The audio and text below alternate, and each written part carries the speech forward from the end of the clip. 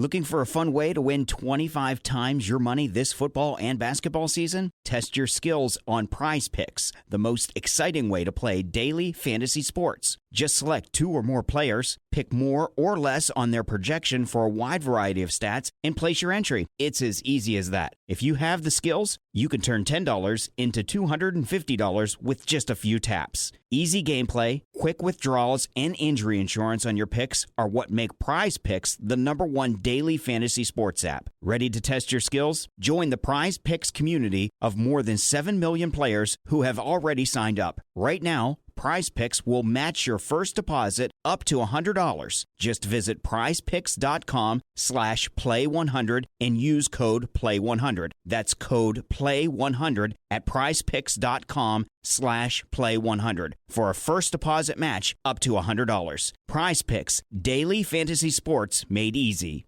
Sometimes during Christmas, something magical happens. Hey, Cricket customers. The Max with Ads plan is included with the Cricket $60 unlimited plan at no additional cost. And this holiday season, Max is the one to watch when you're feeling festive. Son of a nutcracker! Cozy up to all the holiday classics, like Elf, 8-Bit Christmas, and the Harry Potter 8-film collection. Just log in with your Cricket username and password to experience Max on all your favorite devices. Phone plan streams and standard definition programming subject to change. Fees, terms, and restrictions apply. See cricketwireless.com for details. Looking for a fun way to win 25 times your money this football and basketball season? Test your skills on Prize Picks, the most exciting way to play daily fantasy sports. Just select 2 or more players, pick more or less on their projection for a wide variety of stats, and place your entry. It's as easy as that. If you have the skills, you can turn $10 into $250 with just a few taps. Easy gameplay, quick withdrawals, and injury insurance on your picks are what make Prize Picks the #1 daily fantasy sports app. Ready to test your skills? Join the Prize Picks community of more than 7 million players who have already signed up. Right now, Prize Picks will match your first deposit up to $100. Just visit prizepicks.com/play100 and use code PLAY100. That's code PLAY100 at prizepicks.com/play100 for a first deposit match up to $100. Prize Picks, daily fantasy sports made easy. Hello, this is international football commentator Derek Ray, and you're listening to the Ranks FC podcast.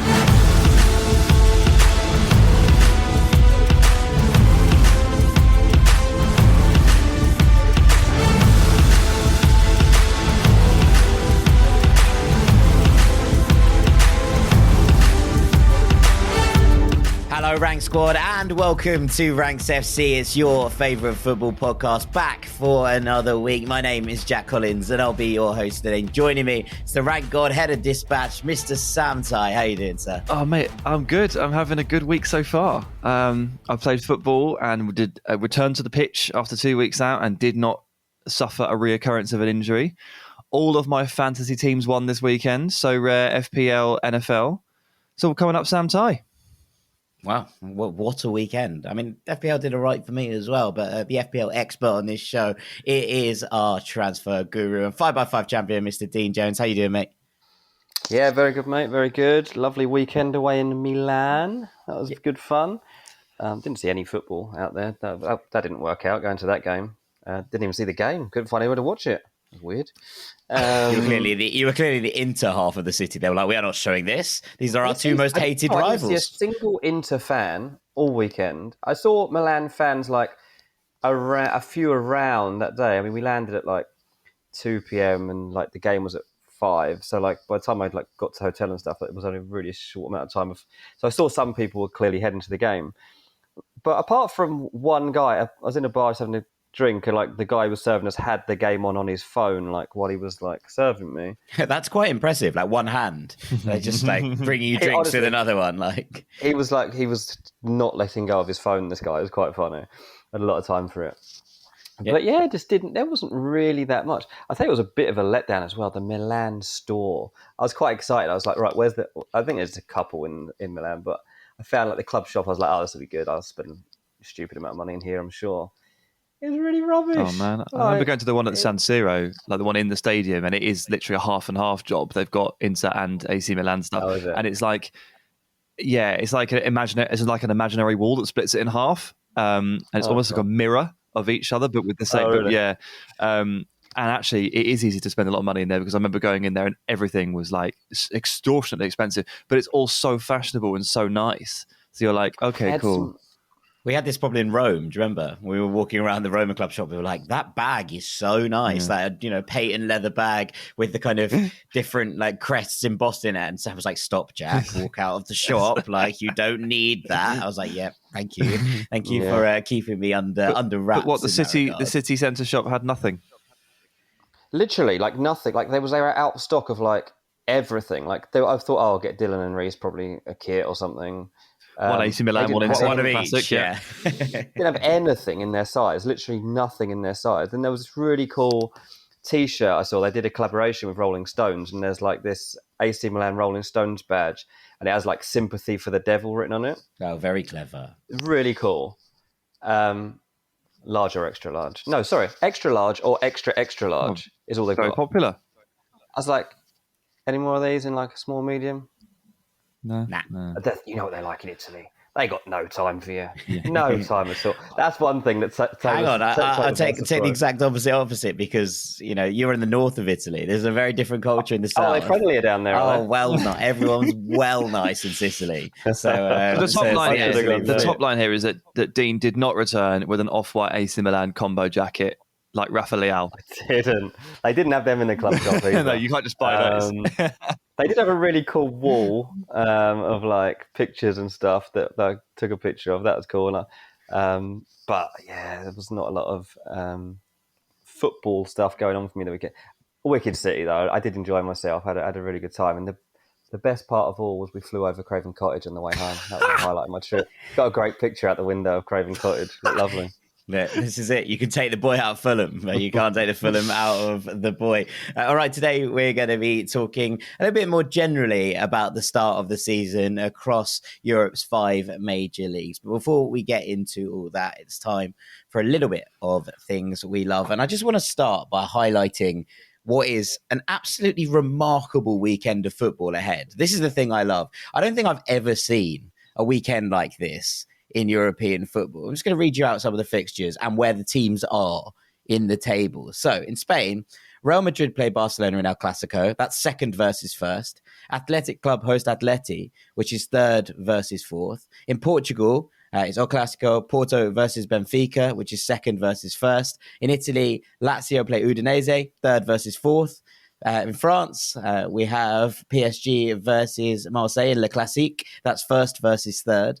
Union versus Dortmund in Germany, which is first versus fourth. And Bayern versus Freiburg, which is third versus second. And then in the Netherlands, AZ Alkmaar, who are currently top of the table, play Feyenoord, first versus fourth.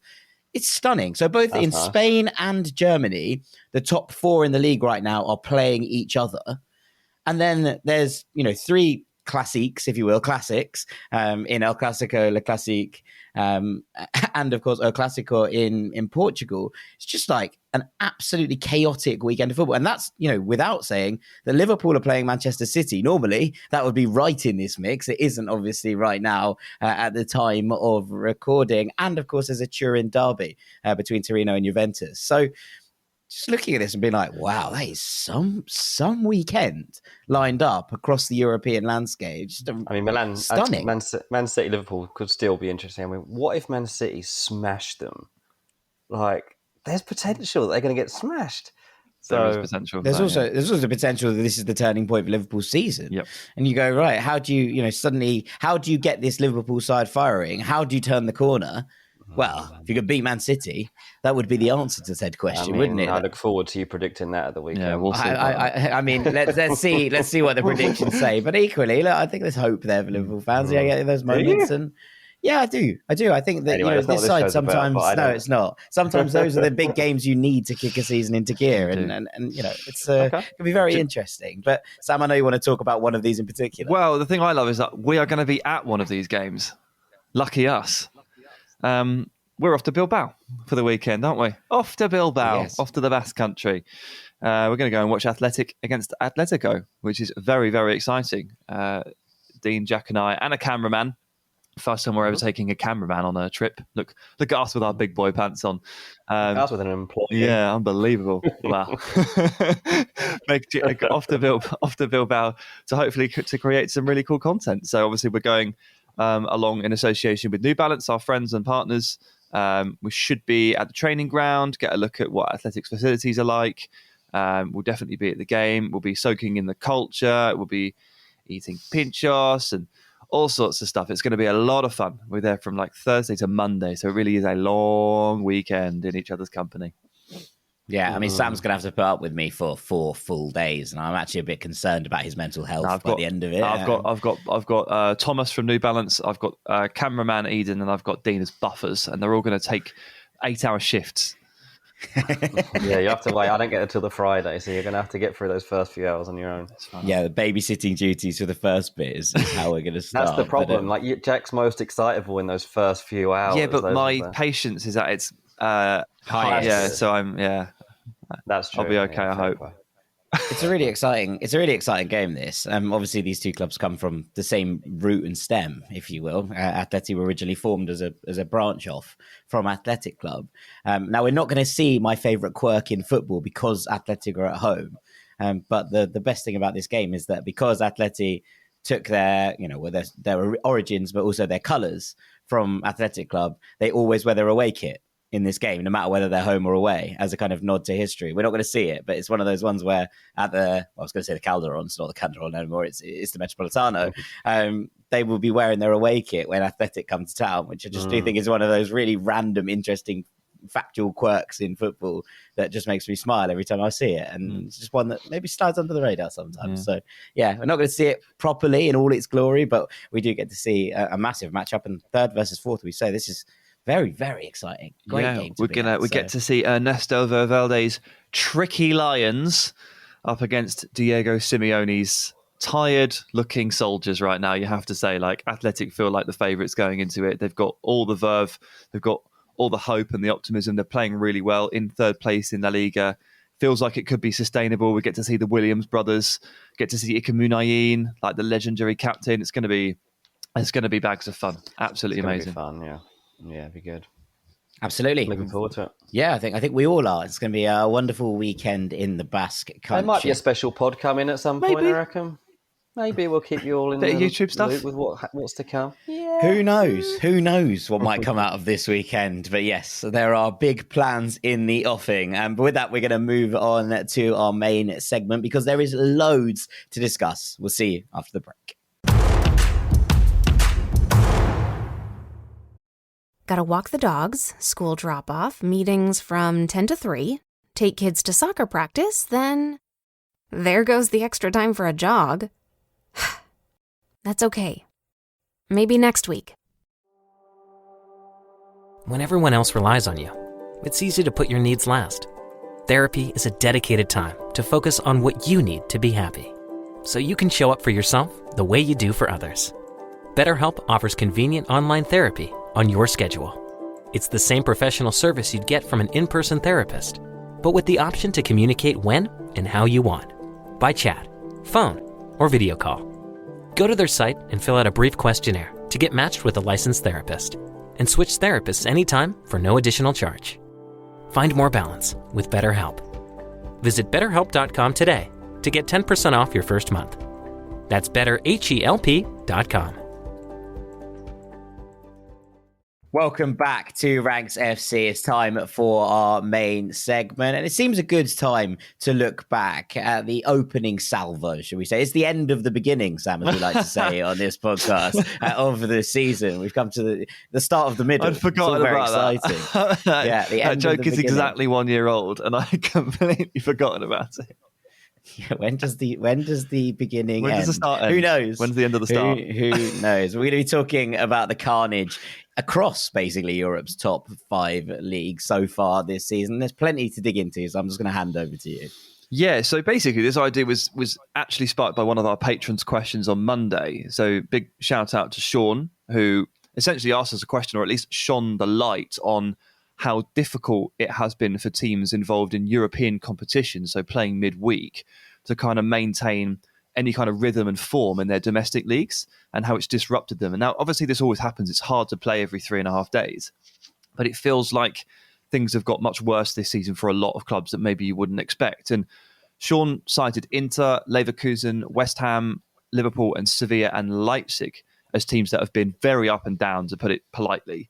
And I think you can add in Porto, Marseille, Juventus, even more. There's plenty. There's really only like 3 teams that have like nailed it in terms of like maintaining that momentum. We're talking about Man City, Arsenal, Benfica.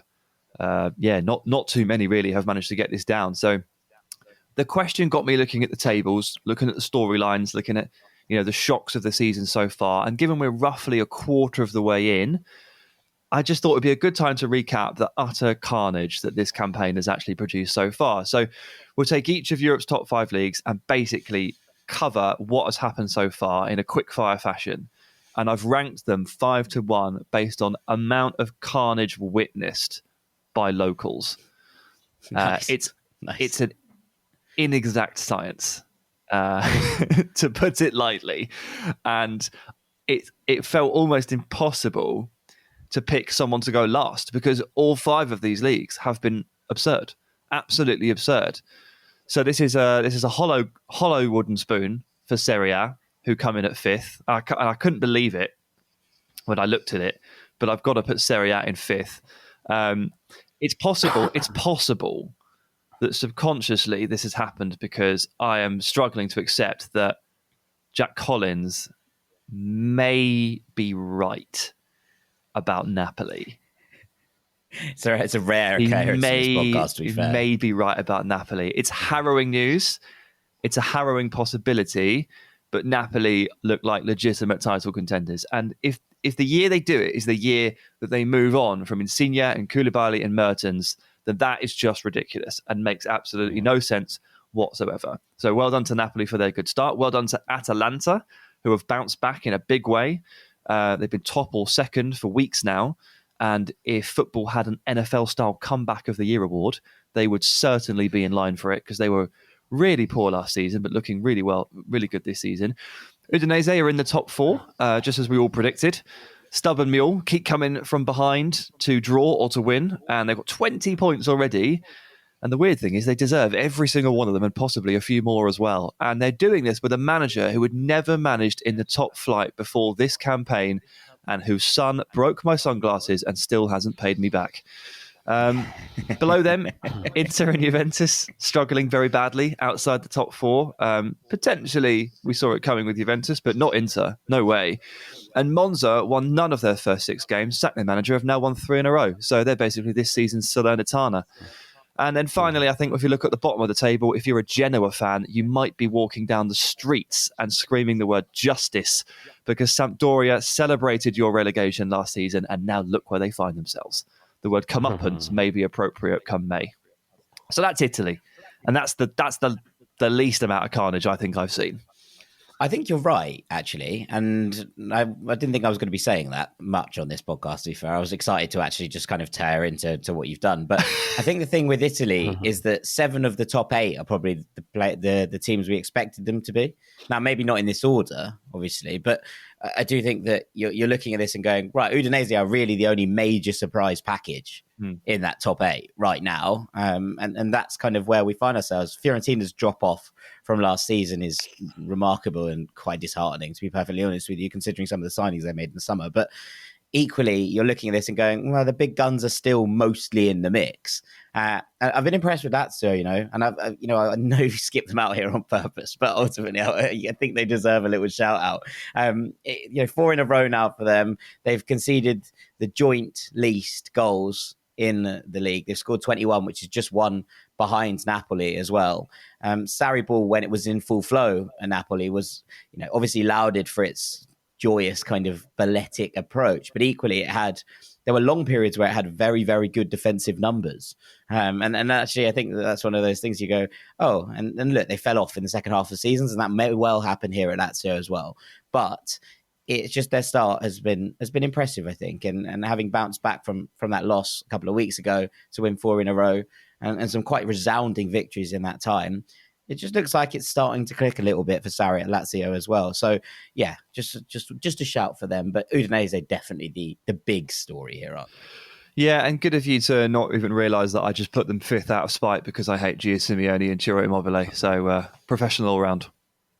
Yes, well, I know how you are. I know how you are. I know how things work in this league. But yeah, I mean, Monza have been fun, haven't they? Like last couple of games really turned things around. And we were saying at the start of the season that, and in our Serie A preview, that some of the signings they'd made had been spectacular, and that we expected them to be okay. And then suddenly you're going, oh God, they've got 1 point from their first 6 games.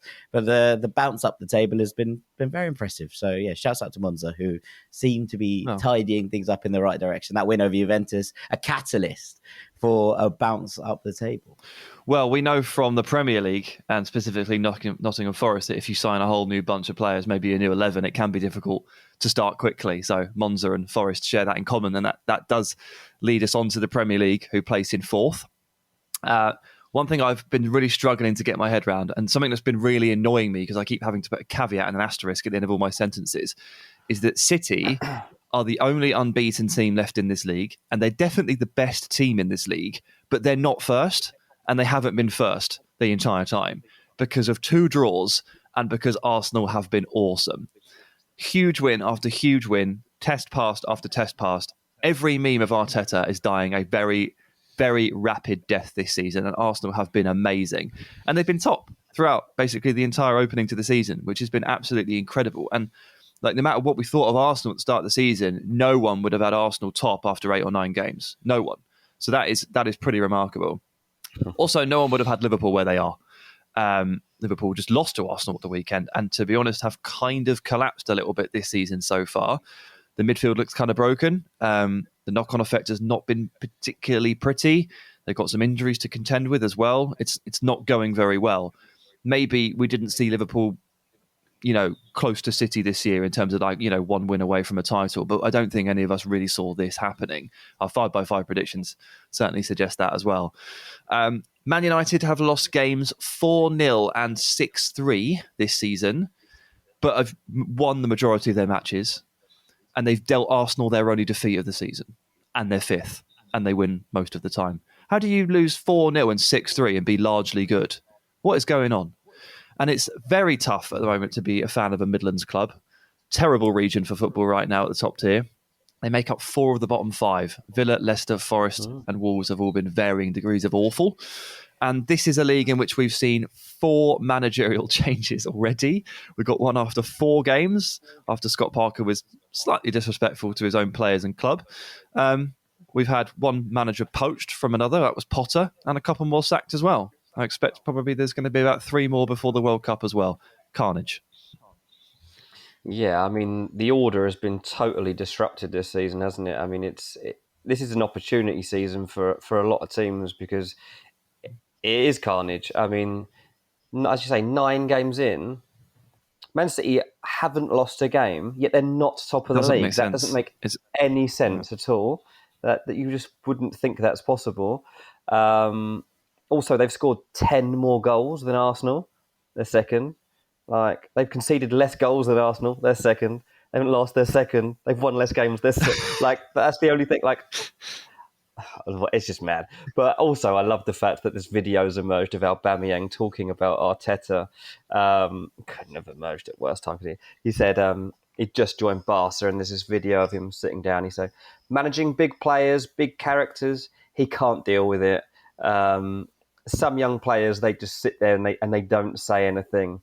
Now Aubameyang has been forced to now come out and talk about it, saying, I'm aware that there's a video that's been come out. At the time, I had a lot of bad feelings in me. Arsenal are doing great things this season. Wish them all well. He couldn't handle you because you kept turning up late and not turning up for things.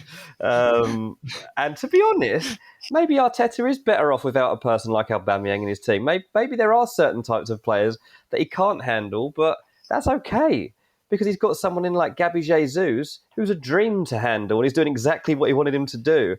And that's where we're at the moment. And I think that, you look at the state of the table, like I say, like Liverpool being in 10th. We looked at the summer transfer market. We were thinking, like, have Liverpool done enough? Should they have kicked on?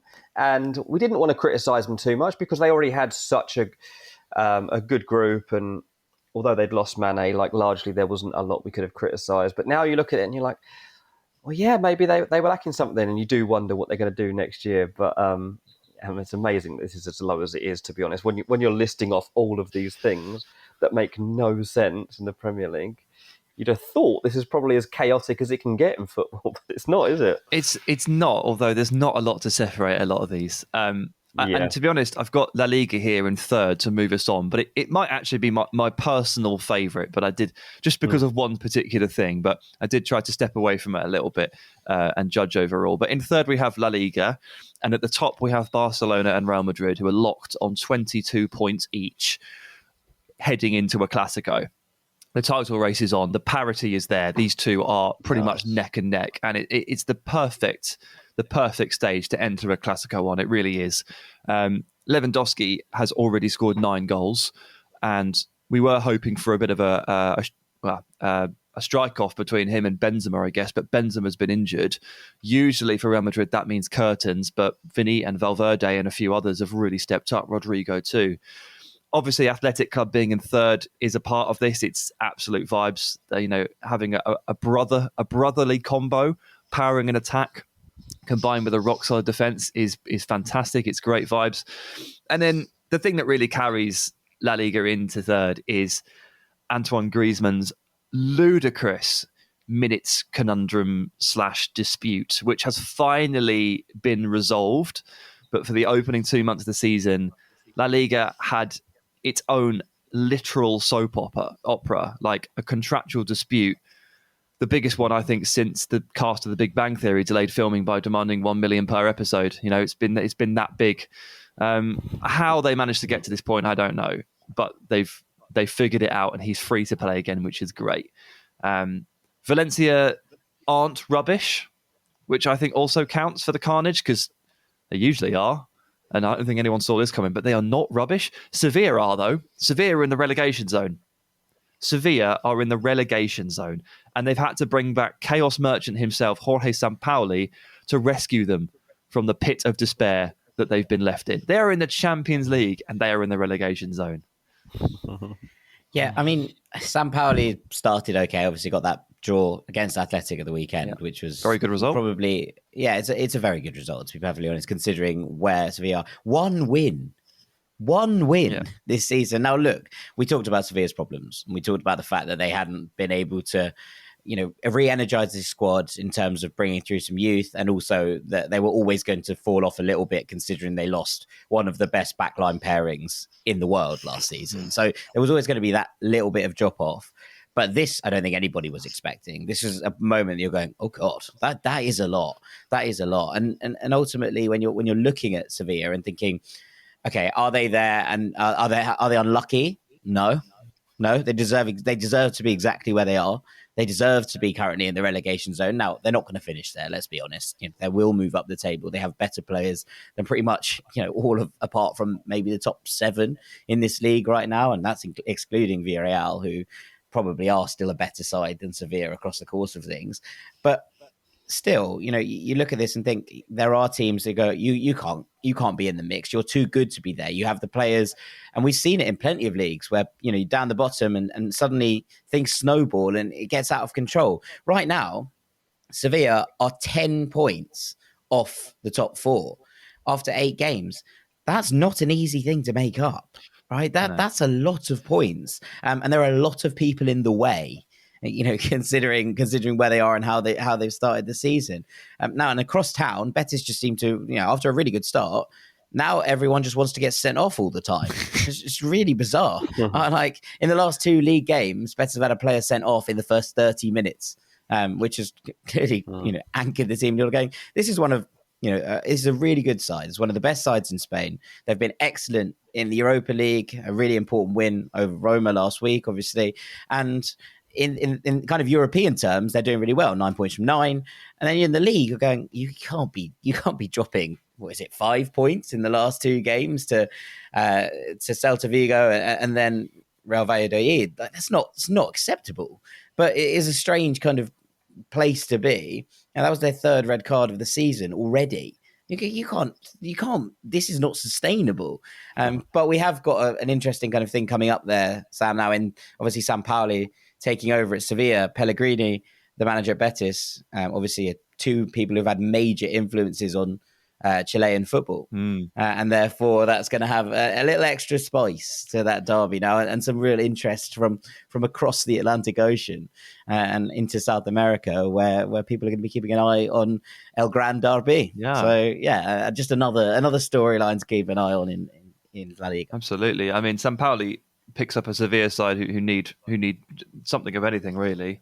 But the World Cup break probably will come at a nice time for a team like Sevilla, who just get to just like stop playing football for a bit, because that's really what they've needed ever since the first fixture. It was the opener they lost to Almeria, I think. And it was like, as soon as they lost that one, newly promoted Almeria, and they looked lifeless, you were like, okay, all of our fears for Sevilla, they were bang on.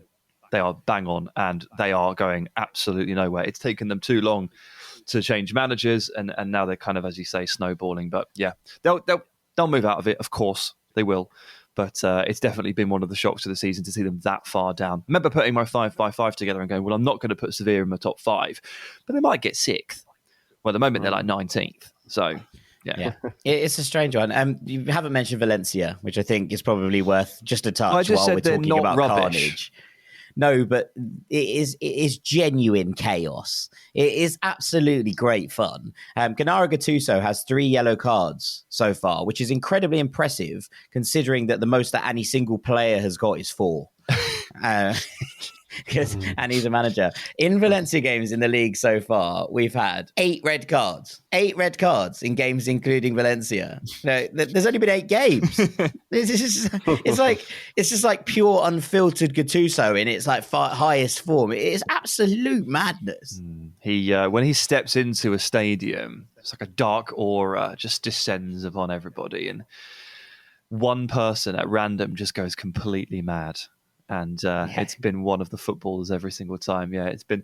They've really surprised me at how like effective they've been. I really thought that they would spiral into desperate chain of results, and they managed to get Guillamon into a new contract. He's playing really well as the 6th. They've got Correa back from injury. Like when you watch Valencia, there's actually quite a lot of players that are quite attracted to the eye. And Samuel Lino has had a really good season as well. Yeah, really good. On loan from Atleti. And it's like, there's actually a lot of reasons to watch Valencia outside of just like the combustion potential. They're actually quite a good footballing side. I'm kind of stunned by it. Yeah, it's been impressive in many ways. It's quite like just a fun team, and you look at it as a lineup and you go, "Hang on, what? Like, where have all these lads come from?" Obviously, Kluivert came in the summer after that transfer fell through to Fulham. Cavani came in. Lino went in on loan.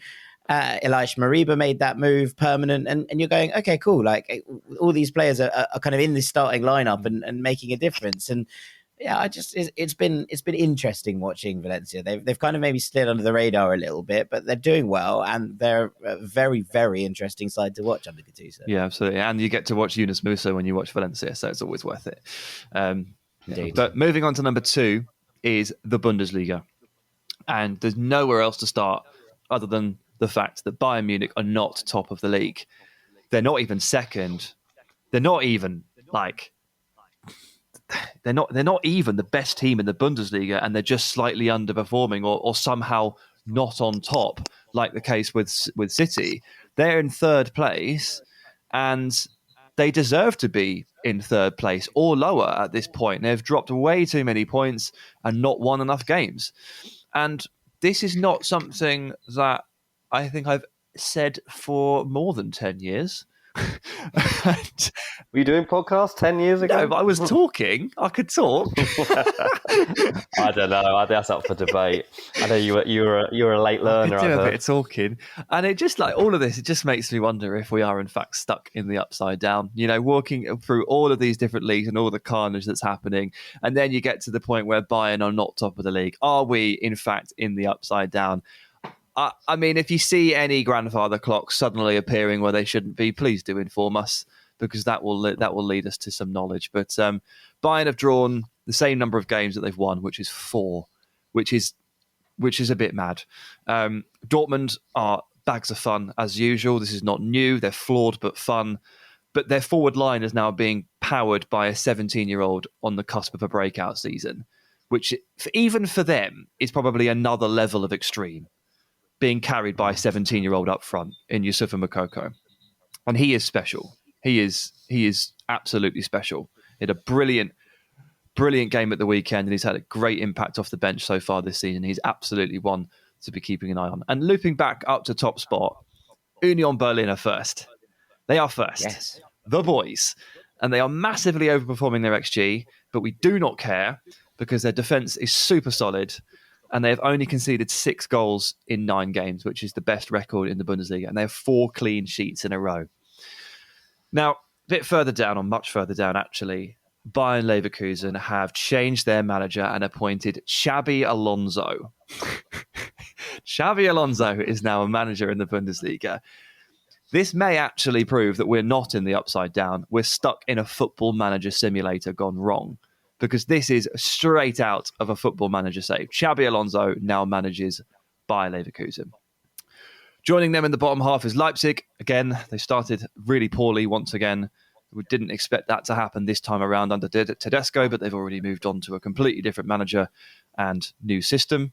We expected them to be probably about 5th.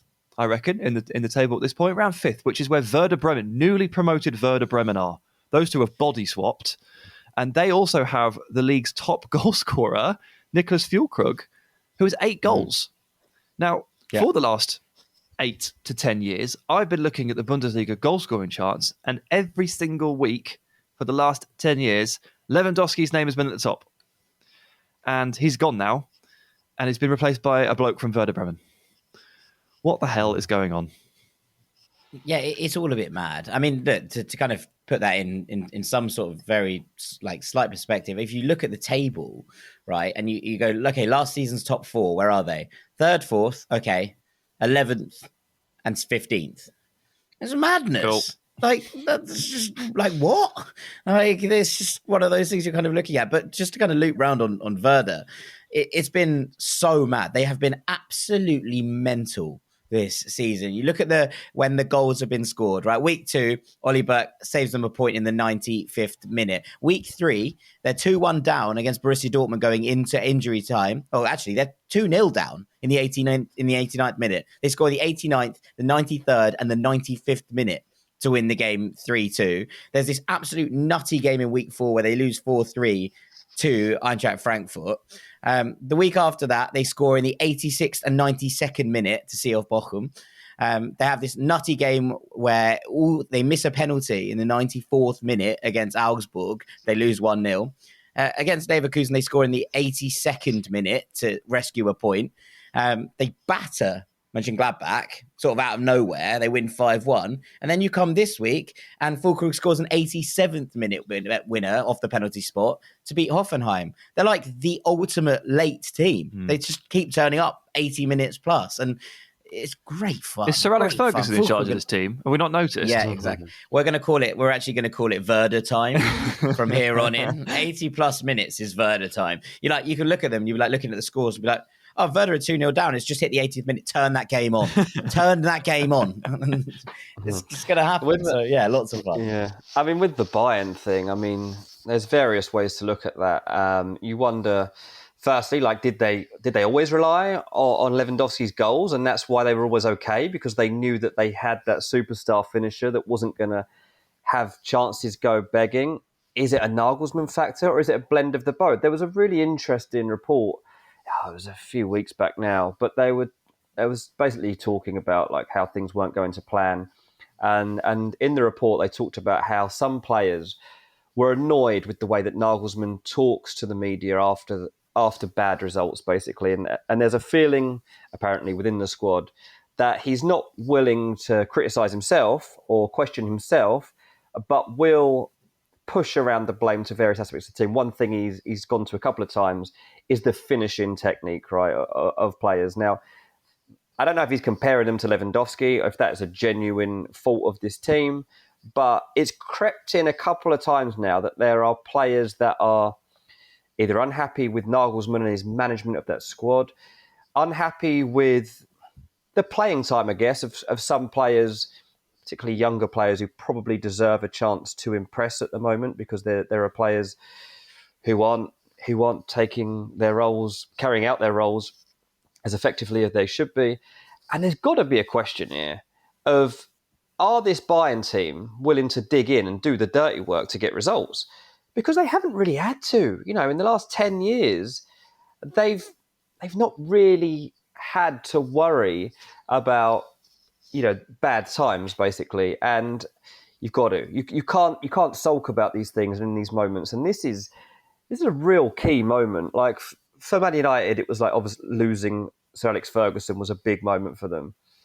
Bayern obviously have changed coaches a couple of times, but getting to Nagelsmann, a new coach that needs to be trusted and given a little bit of time, I guess, but also losing Lewandowski as part of the process, it's like a double hit, and it's a real test of the club. Now, they should be able to rise above it and get back on top quite fast, but I do start to wonder now. Well, I think they will, but it's a real test that we haven't seen. I think the problems combine and overlap a little bit there, Dean, as the ones you're talking about, because, yes, but Bayern Munich were not regularly forced to dig in deep over the last 10 years, but they were at times. And I saw those games, and do you know what happened? Lewandowski scored twice in a 3-2 win. Yeah, that is literally what happened. And I've even been to see them live, and I've seen them not play well, and Lewandowski has scored 2 goals out of just nothing, and they've been all right. So does a team come to rely on that over the years? Do they and is it difficult for them to shift out of that MO? We know Nagelsmann wants them all to replace Lewandowski together, more communal approach, fine. Are they mentally ready to do that and carry the can? Are they willing to do that? I take your point about Nagelsmann and the way he talks about the players. I'm not sure he throws them under the bus. I think he's just really honest. And I don't think it's about not wanting to criticise yourself. He just, if there was bad finishing, he just says there was bad finishing. But most other managers protect their players, and they take the blame themselves. And then internally they go, right, can we have some shooting practice? But in front of the media, they say, no, well, it's on me. He doesn't really do that. Yeah. He's very honest and very analytical. And I can understand why some of the players wouldn't necessarily like that. But these are the risks you take when you spend 25 million euros on a coach. You are sort of in for a penny, in for a pound on that. You can't just cut bait on the experiment. Yeah, it's a strange one. A word on Freiburg, Sam, because they're second at the moment. They lost Schlotterbeck to Dortmund in the summer, and people were wondering how they'd fill that hole. Matthias Ginter went home, which is cool. Just a really nice story. Freiburg are just a really interesting side. Obviously, everyone knows about the 50+1 rule in Germany. Freiburg are 100% owned by their fans. They are one of very few clubs to be completely and utterly fan backed, and they did really well last season. Obviously got into Europe, everyone was very excited about that, but to kind of carry that on into this season, Lienhardt has basically swapped sides in the defensive line to accommodate Ginter, and he's done really well. 5 wins, 3 draws, 1 loss. They look very solid. 3 of the draws have come in the last 5 games, which might just be this European campaign, Thursday, Sunday, starting to catch up with them a little bit, but just a very, very impressive unit, really, really well coached. And one of those really nice stories that you like to see. Christian Streich, genuine hero at the club, obviously, and they've just been really impressive. I've been really pleased watching them, and it's really nice to see a team like this doing well, because you can tell how much it means to the people. They're from a really mad little part of Germany, which basically doesn't feel like the rest of Germany at all. It's absolutely beautiful. It's really, really foresty and like a really almost romantic Italian city, if you were looking at it from the kind of baseline. But yeah, just Freiburg, a really interesting story. And to see them doing well again this season, a lot of people might have thought, right, we'll see that. They haven't made loads of signings this summer to kind of bolster the squad for a European campaign. How are they going to get on? Everything just seems to be ticking along quite nicely, to be honest. So, yeah, shouts out to them. Yeah, no, good addition. Lots of little currents to weave in here for the Bundesliga. And just adding a few more in there makes them legitimate contenders for the number 1 spot here. But we'll see.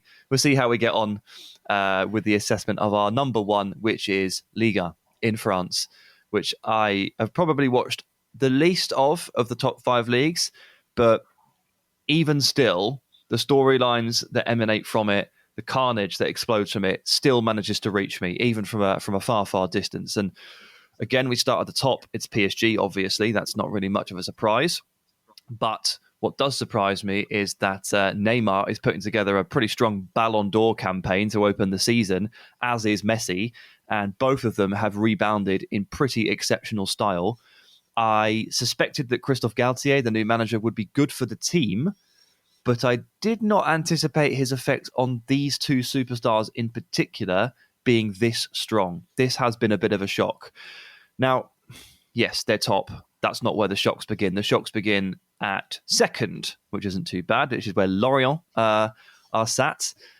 One of Jack's favourites. A really cool collection of young players. Dango Ouattara having a breakout season. Enzo Lefebvre, absolutely stunning. Terem Moffi, very, very good. Managed by a bloke called Reggie Lebris. This is his first job in management. Sometimes he brings his son on to play in midfield. Theo Lebris. It's just amazing. It's amazing. Everything about it is just absolute vibes. It's so good. So good. Moving down a little bit further, Marseille. Their second top goal scorer this season is a wing-back, Nuno Tavares, on loan from Arsenal. Actually, the Arsenal feel to this team is really strong. They have Alexis Sanchez, they have Guendouzi, they have Kolasinac, and there's also just a totally ex-Premier League feel to it as well. Pau Lopez is in goal, or was until this weekend anyway, ex-Spurs. Mbemba, ex-Newcastle. Jordan Veretout, ex-Aston Villa. And Eric Bailly and Dimi Payet are there as well. Their chief scout definitely just watches the Premier League.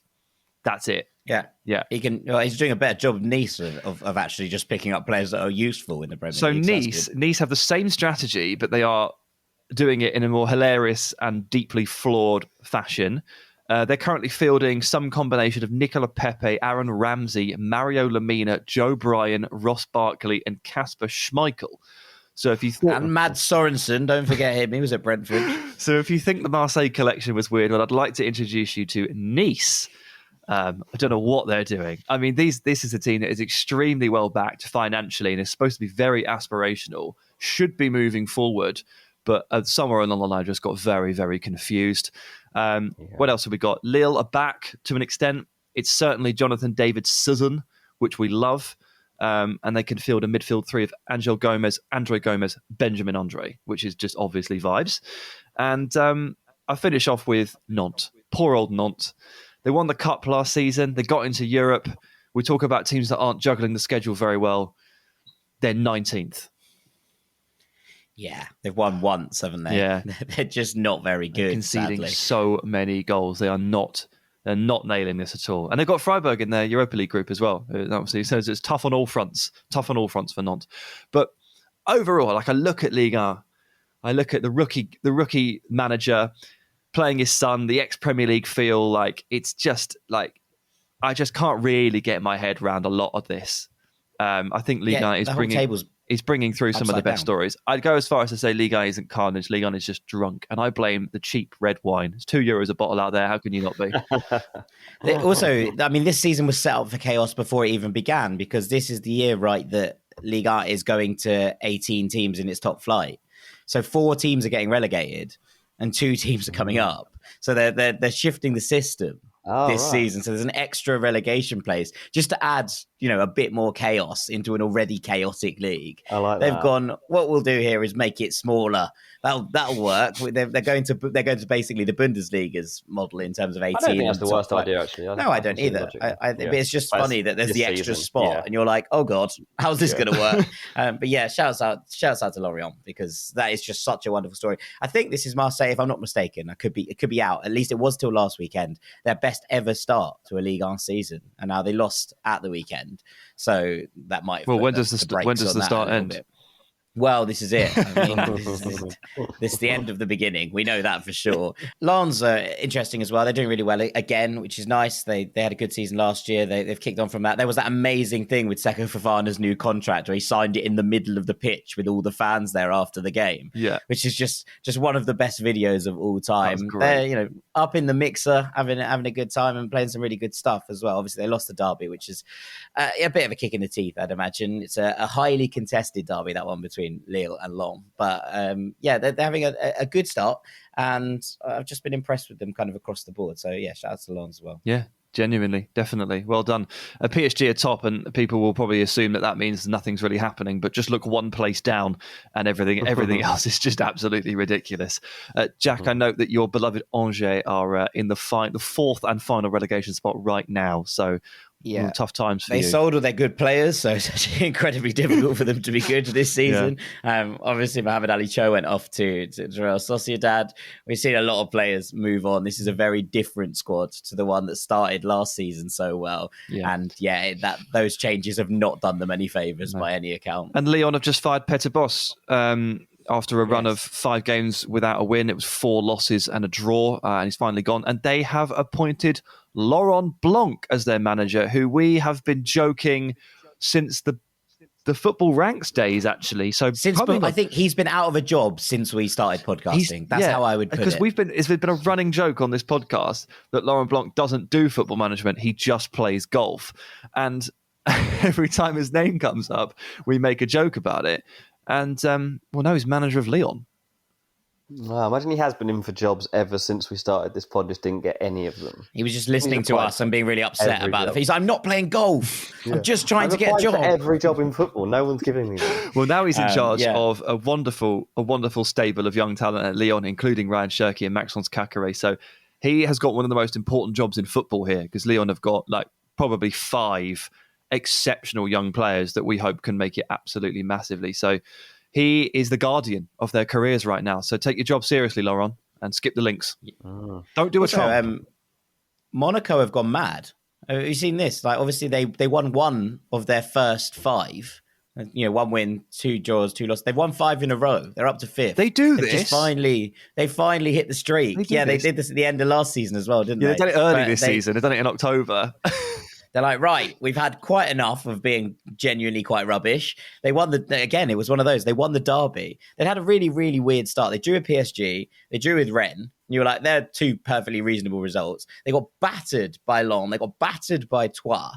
And then you're going, what are you doing? How's this working? And then they won the derby against Nice and have gone on an absolute tear since it. So yeah, interesting at the very least. But they did. It was the Champions League qualifying things that ruined them again. This happened at the start of last season. They put all of their energy, lost to PSV, and then started the season really, really slowly. And you're like, oh god, they're having a moment. They're having one of those, and then suddenly they win the derby and they're away and they're back into the conversation. And they've been doing really well in the Europa League as well. So yeah.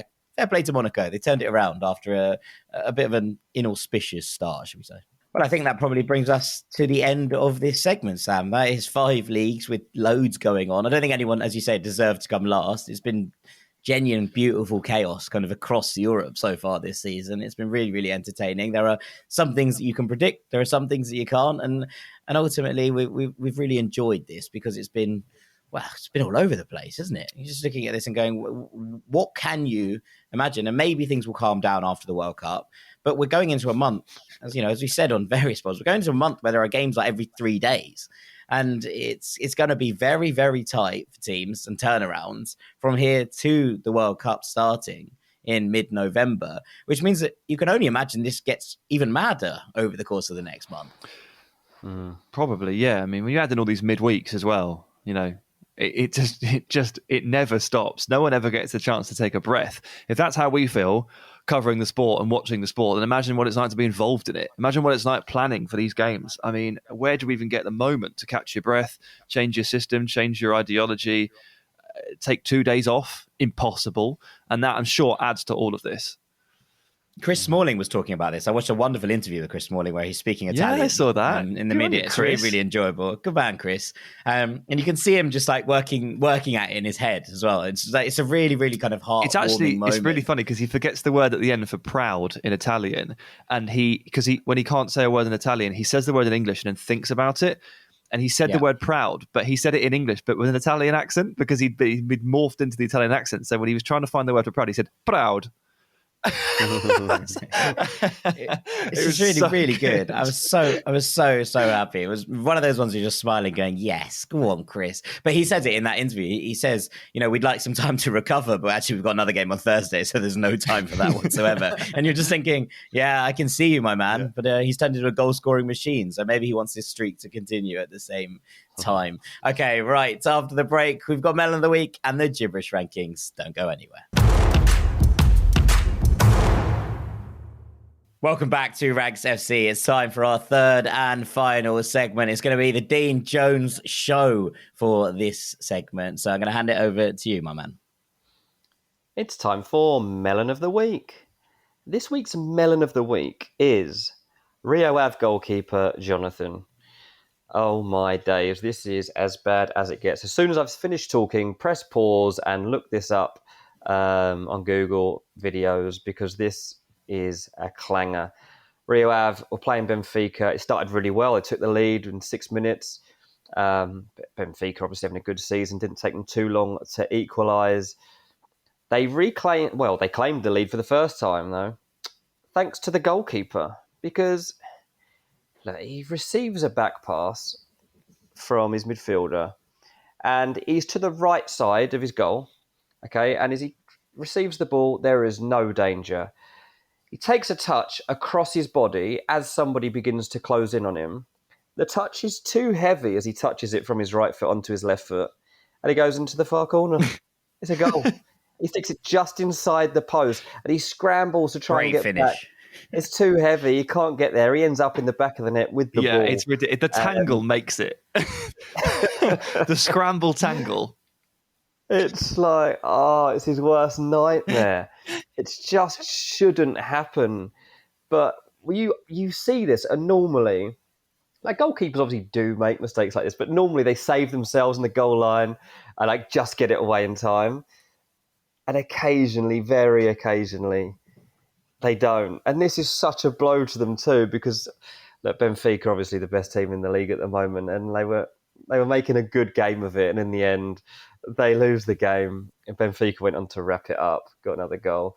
But Jonathan you must still. How do you get that out of your head? I don't know. How does he overcome a moment like that? It's tough as well. It's hard to throw this back out there to a bigger audience that haven't seen it, because he probably doesn't want anyone else to ever look at this again. Yeah, you got to watch it. I mean, I'm just watching it back again, and the annoying thing is, like, fundamentally, it's all correct up until the point where he touches the ball, because he's to the right of the goal, the back pass is wide of the goal, and you're taught, like, don't the back pass, like, go wide of the goal. So if you do miscontrol it, it goes under your foot. It doesn't go in the net. It goes out for a corner. Fundamentally, everything is right until he kicks the ball into his own net. That's where he goes wrong. You shouldn't do that. Yeah. But the bit where he ends up on his back with his legs stuck in the net, chasing the ball.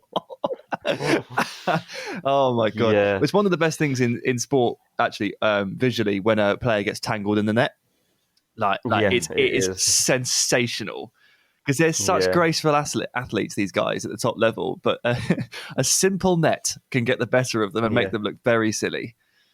It happened to Dylan recently. When we go to watch Walton and Hersham. Speaking of athletes, there are these goals around the pitch. They have this big area, and the goals are like kids' goals, but they're all turned around, so they don't really want to promote them. Like, they don't encourage the kids to all play while the game's on, so they turn the goals around. Obviously, the kids still use them, but obviously, so Dylan uses the goal. And he hits the net, and then he goes to get his ball out. And it's his first taste of how tricky it is to get the ball out the back of a goal. And picks up his ball. Absolutely no idea of what can happen. Foot is in the net, goes to walk away. Off he goes. He goes absolutely flying.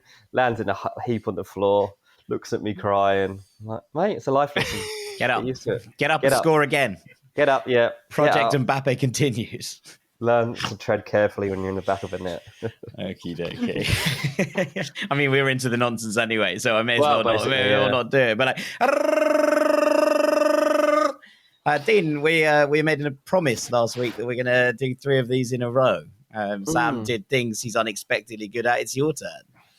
Yeah, so 3 things I'm good at. So yeah, I did ask Taylor and Dylan for a bit of advice here. So it's hard to come up with these things yourself. Anyway, the first thing that I'll say as number 3 is Taylor says she said, "You're very good actually at finding new music and new podcasts." And I was like, actually, that's a good point. I mean, these aren't especially niche all the time. It's just like I have like, say in music, I have like 4 or 5 bands that are like my go-to music that are just like, want to put something on I like. And it'll be like Oasis or Cortinas or Rifles or DMAs. And like, it's safe go-to music that I know they've always got something, I can strike the mood perfectly. But beyond those sorts of bands, I'm always on the lookout for new stuff. And I generally, to be honest, don't go to the stuff that Apple curates for me, even though their playlist is probably anything else that I could probably come up with myself.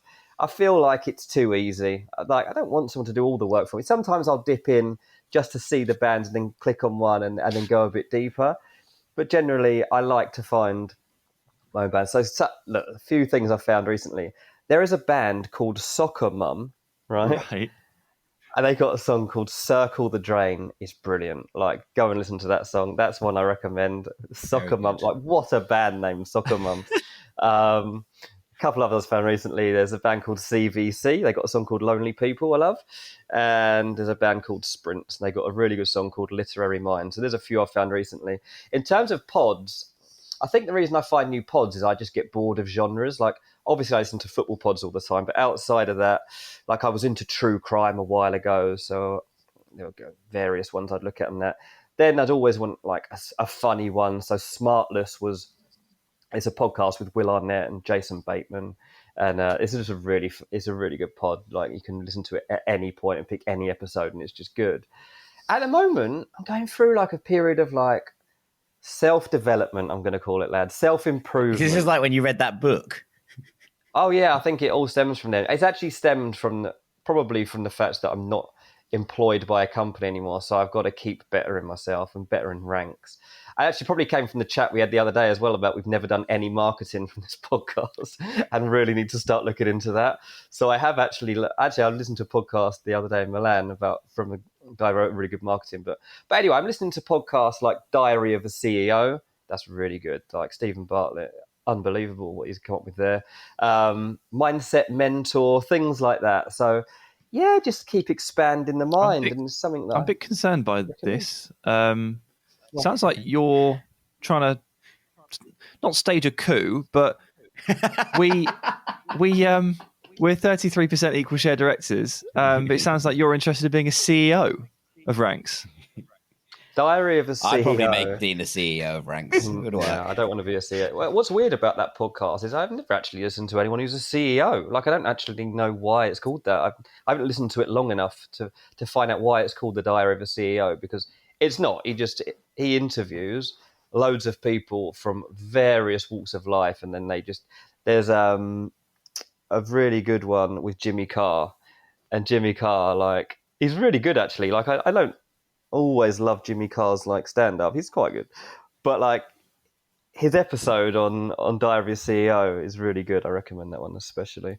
But don't worry, lads, I don't want to be in charge of this. You know that. Too much, right? Go on then. On to number 2. Creative kids games. Both Taylor and Dylan brought this one up, and it wasn't something I'd thought about, to be honest.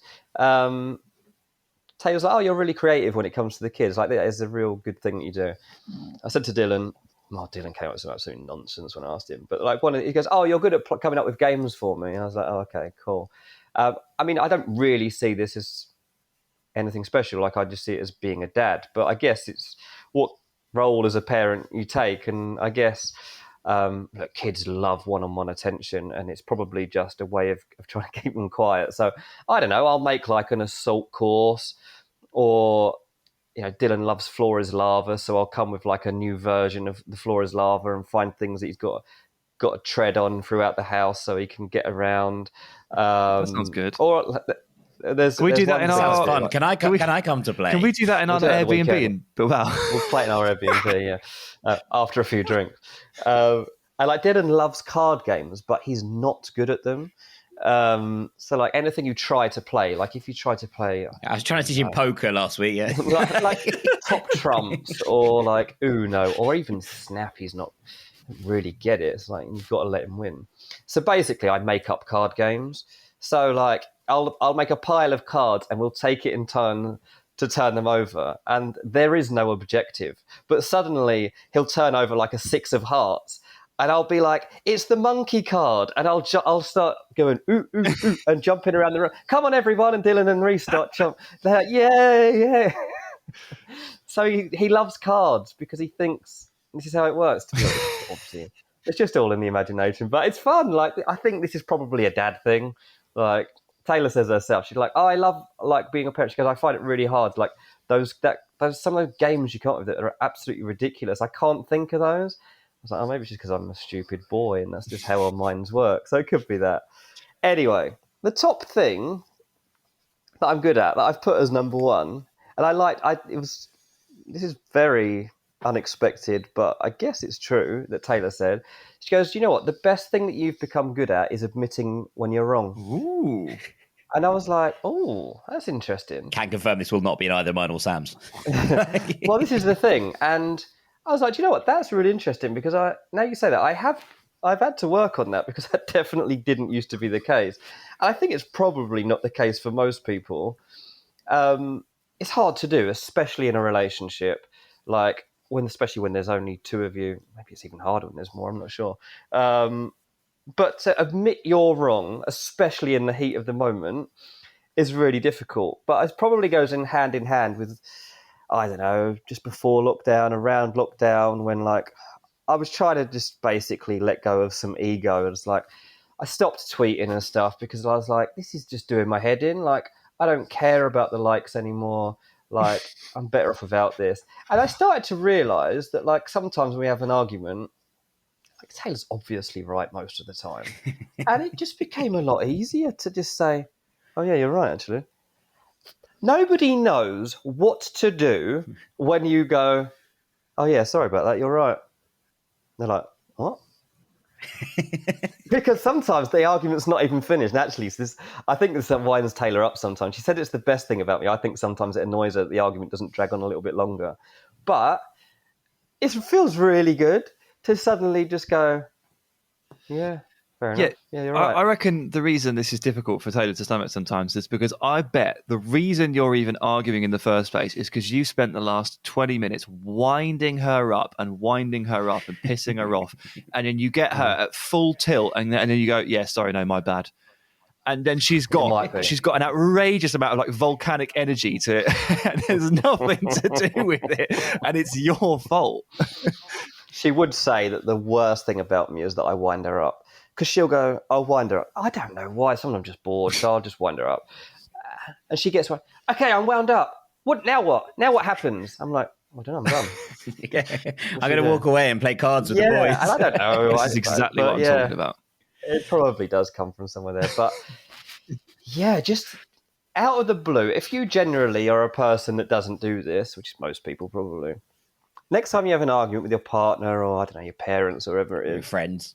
Just halfway through, if you are genuinely wrong, just go halfway through, just go, "No, yeah, actually, you're right. I am wrong. Yeah, okay. Sorry about that." They do not know what to do next. It's so funny. So, yeah, there you go. This is just another wind. It's just another wind up. Ultimately, it's just another wind up. Yeah. And you can feel good about it because you've done the right thing. Yeah, there you have it. Well done, Dean. Well done. Very good. I look forward to trying to put mine together next week. It's a bloodbath, but we'll see how we get on. But with that is all we have time for on Ranks FC this week. Thank you all so much for listening as ever. All that's left for me to do is to say thank you very much to Rank on Mr. Sam Tyre. Brilliant main ranking this week, mate. And my full title, please. And head of dispatch. Thank you very much, mate. Yeah, thank you. Thank you very much to our 5x5 champion, King of the Andals and the first man, and transfer guru, Mr. Dean Jones. Cheers, mate. I've been Jack Collins, Knave of Hearts. Thank you so much for listening to this podcast. We're off to Bilbao, so that's going to be lots of fun. We'll be back next week to talk about it and to talk about the Ballon d'Or, which is coming up fast. We get excited to go through that one. Cheers for listening. We'll see you next week. Take it easy, gang. Peace. Walk the dogs, school drop-off, meetings from 10 to 3, take kids to soccer, then no time left for a jog. When everyone else is relying on you, it's easy to put your needs last. BetterHelp connects you with a licensed therapist online. so you can show up for yourself the way you do for others. Find more balance with BetterHelp. Visit BetterHelp.com today to get 10% off your first month. That's BetterHelp.com.